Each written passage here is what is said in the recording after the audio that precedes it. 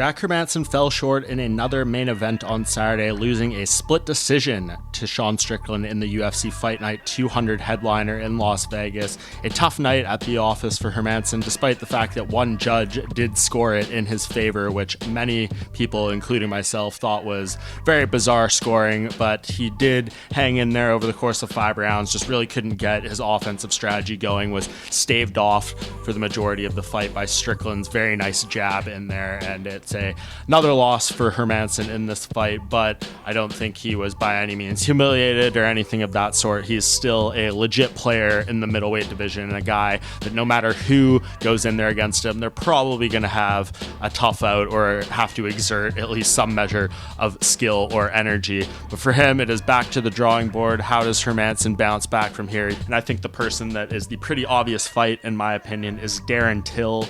These two were supposed to fight back in December of 2020. Till was forced out due to an injury, and he's not been able to really get back on track himself since then. It's been a rough go for Darren Till. So I think you have these two guys fighting each other. They're both in a tough spot in their career, both in desperate need of a win, but I think that would make the stakes and the interest in the matchup much higher. Ideally, if you could put this somewhere in the United Kingdom or Europe, that would be huge for the UFC, and a fight that, despite these guys' struggles, could probably headline a card over there. I think the style matchup is compelling as well.